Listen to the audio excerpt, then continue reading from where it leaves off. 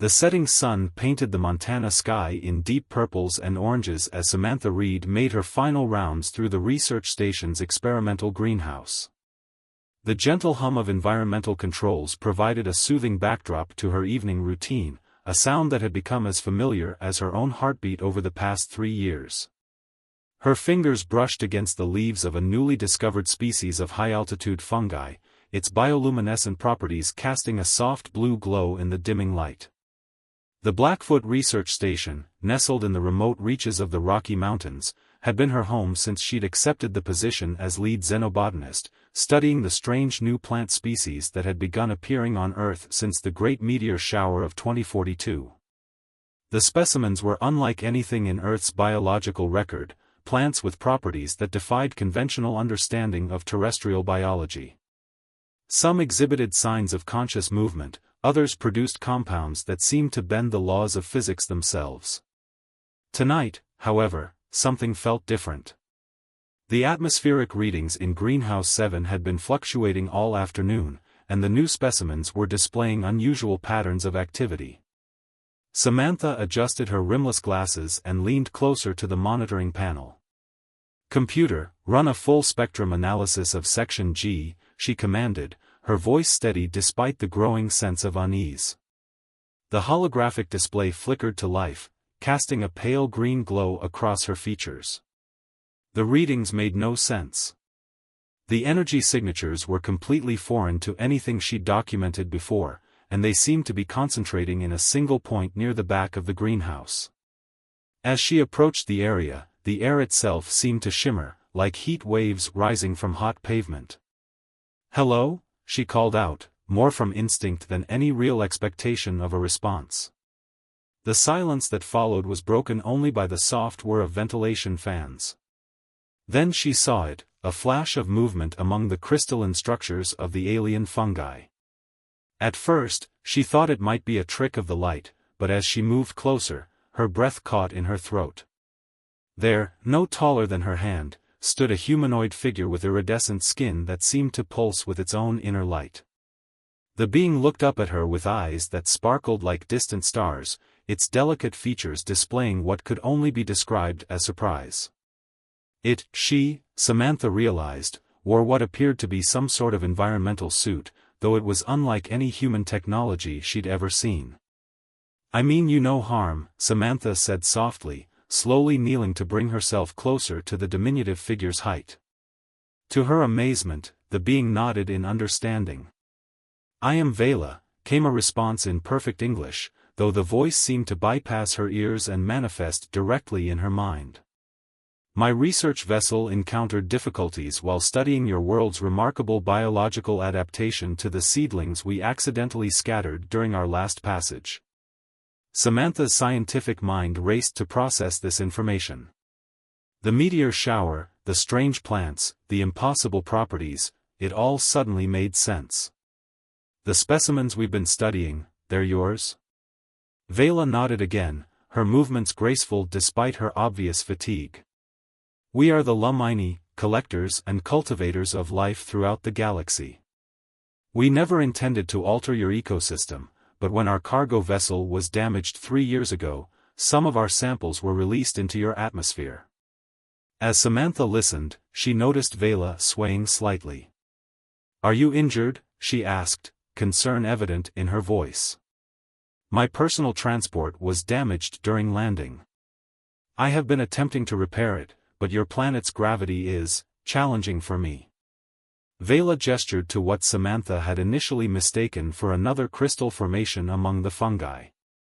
Now she could see it was actually a sophisticated piece of technology, though clearly damaged. Samantha made a decision that would change not only her life but the course of human history.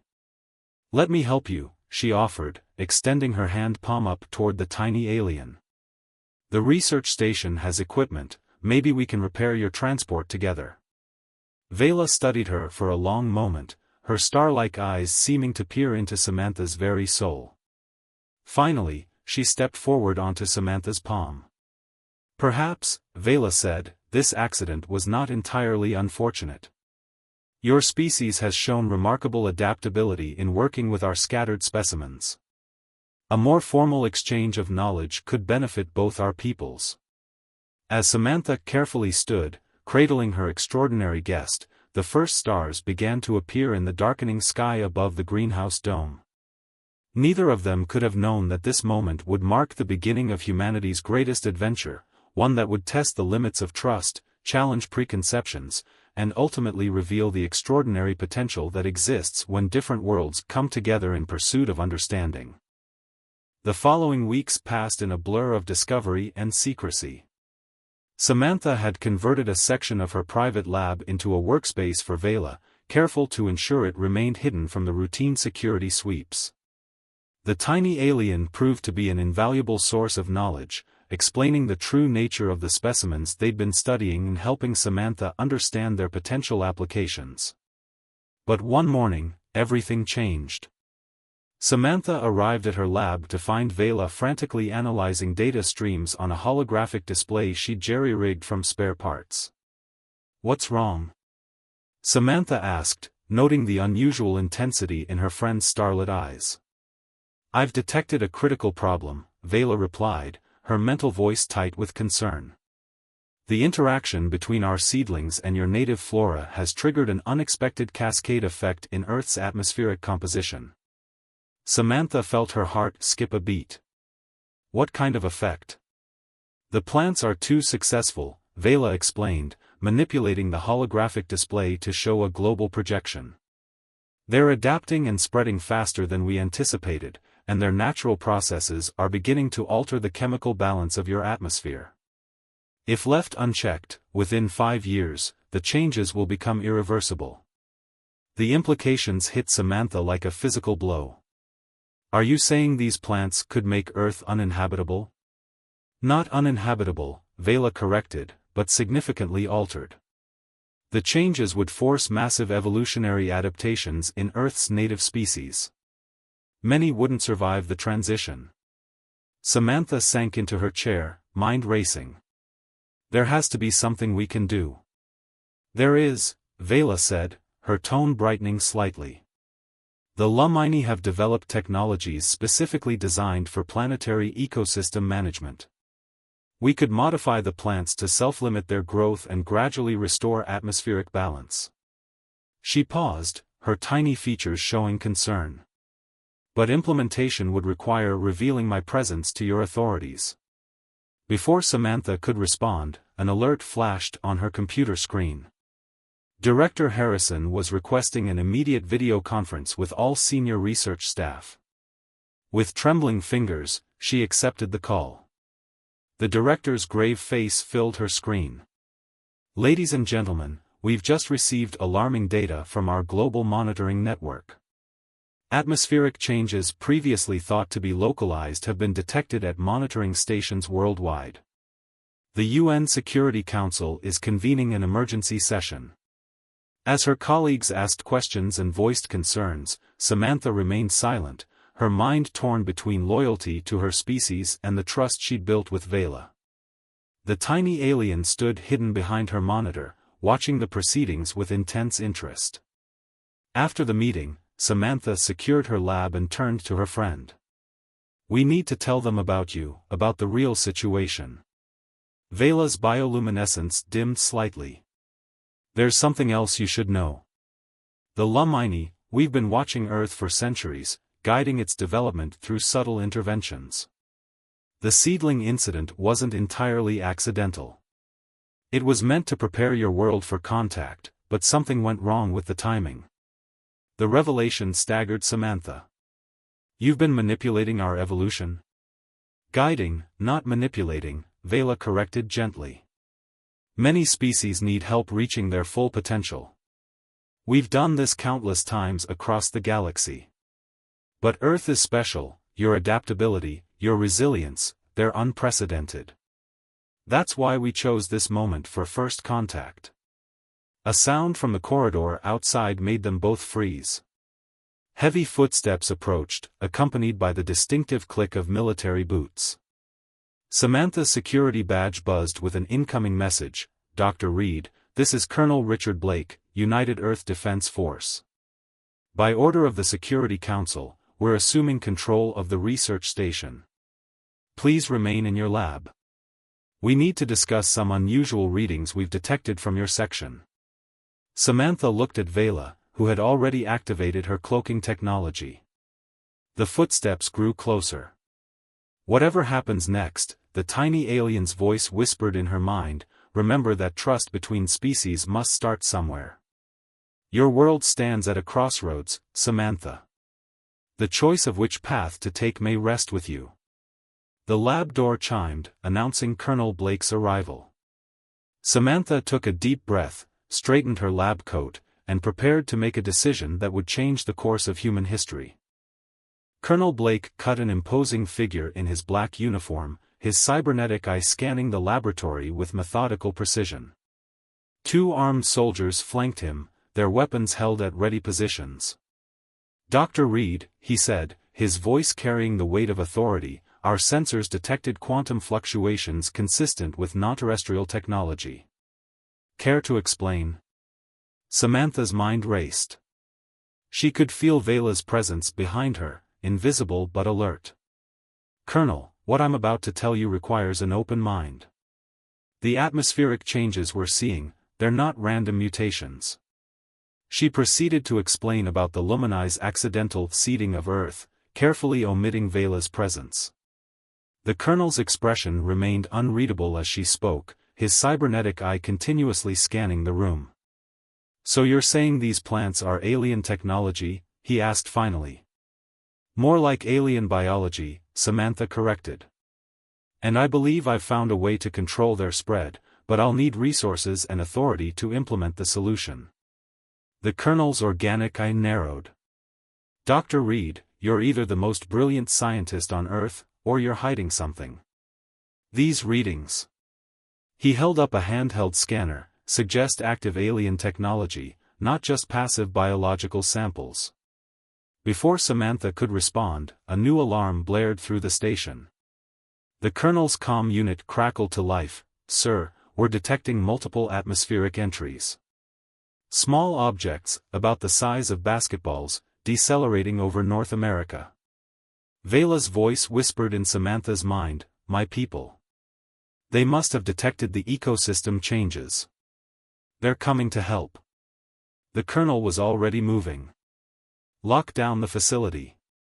I want all personnel in secure locations and," he stopped mid-sentence as his scanner began beeping frantically. His cybernetic eye fixed on the spot where Vela stood invisible. "Doctor," he said slowly, "you're not alone in this room, are you?" The moment stretched like elastic about to snap. Then Vela did something unexpected, she deactivated her cloaking device.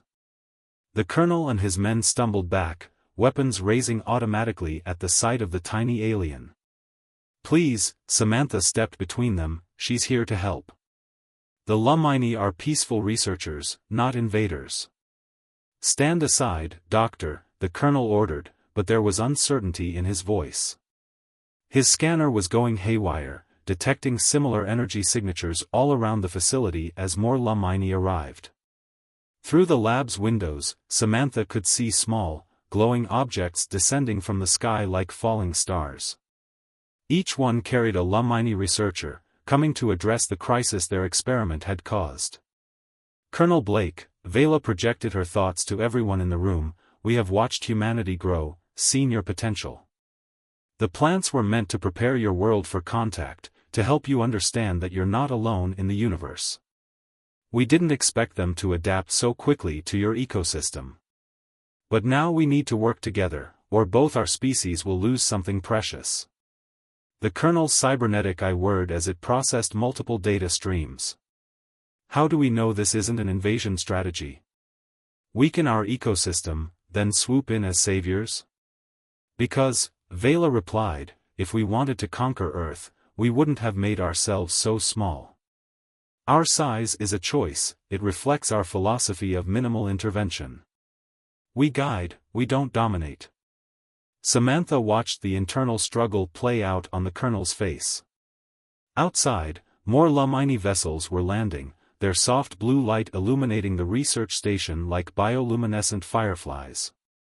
"Sir," one of the soldiers reported, "no hostile actions detected from the alien craft. They're beautiful, actually." The colonel holstered his weapon slowly. "Dr. Reed, you've been working with them. What's your assessment?" Samantha looked at Vela, then back at the colonel. "They're scientists, like us. They made a mistake, and now they want to fix it. But more than that, they want to help us join a larger community of intelligent life. We can either embrace this opportunity or let fear drive us apart." A new voice joined the conversation. Another Lumini had entered through the window, her glow a shade more violet than Vela's. "I am First Observer Lyra," she projected. "We offer not just a solution to the current crisis, but an exchange of knowledge. A chance for humanity to take its first steps into the galactic community." The colonel's comm unit buzzed again. Similar scenes were playing out at research stations worldwide. The Lumini had chosen this moment for a coordinated, peaceful revelation of their presence. "Doctor," the colonel said finally, "it seems you and I have some calls to make to our superiors." And he looked at the tiny aliens with a mix of wonder and residual suspicion. "We have first contact protocols to initiate."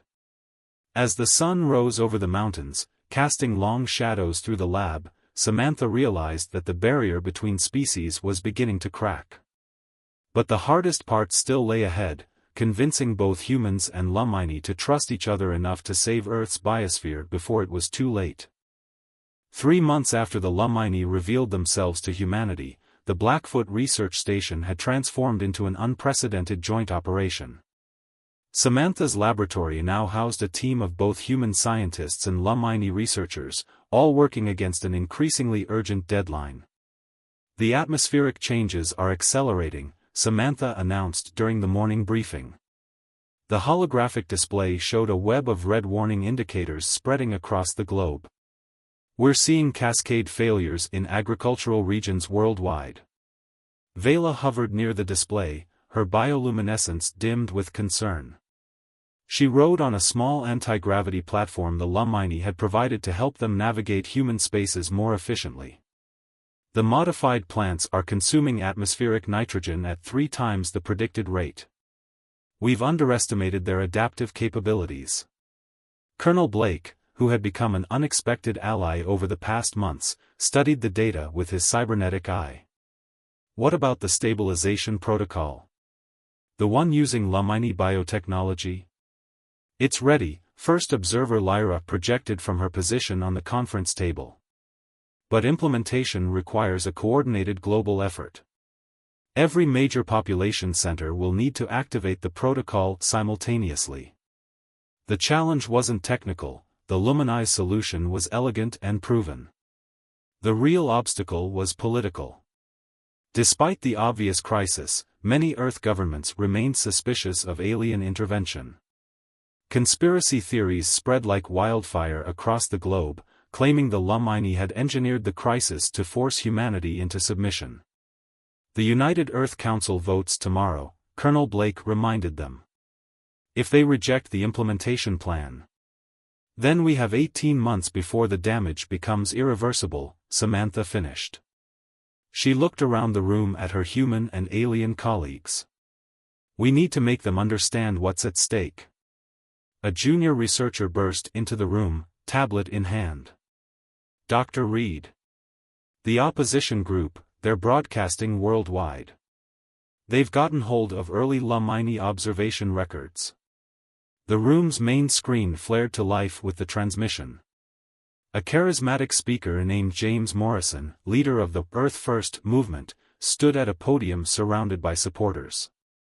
"These aliens have been manipulating our planet for centuries," he declared, holding up documents. "Their own records prove it. They're not here to help, they're conducting an experiment, and we're their lab rats." Samantha turned to Vela, seeing the truth in her friend's dimmed glow. "Is it true?" "Not in the way they suggest," Vela projected, her mental voice heavy with emotion. "We've observed and occasionally guided species across the galaxy. Our intention was always to help life flourish, to prepare worlds for joining the galactic community.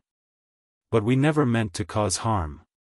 Intent doesn't matter anymore, Colonel Blake interjected. What matters is now. Dr. Reed, you've worked most closely with the Lumini. The Council will want your testimony before they vote. What will you tell them? Samantha felt the weight of every eye, human and alien, upon her. Through the lab's windows, she could see the once verdant experimental fields turning brown as the modified plants consumed vital nutrients from the soil. In the distance, a mass of protesters had gathered at the facility's gates, their signs visible even from here, Earth for humans, and no alien solutions. The truth, she said finally. All of it. The Lumini made mistakes, yes. They underestimated Earth's biological complexity, and their attempt at subtle guidance backfired.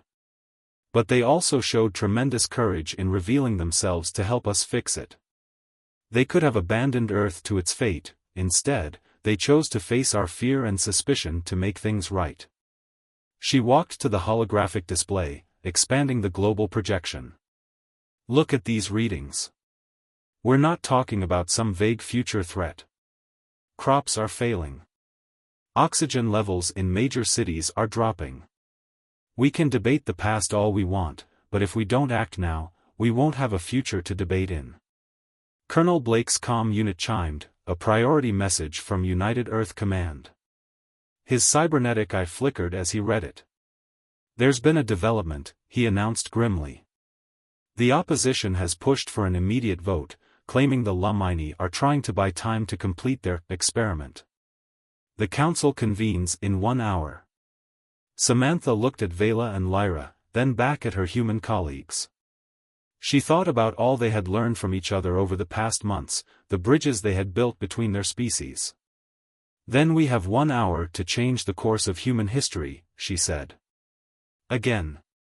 As they rushed to prepare their presentation for the council, alarms began blaring throughout the facility. On the main screen, environmental monitoring stations worldwide were reporting critical failures. The crisis wasn't waiting for humanity to make up its mind, it was happening now. Nature, it seemed, had just called the vote early.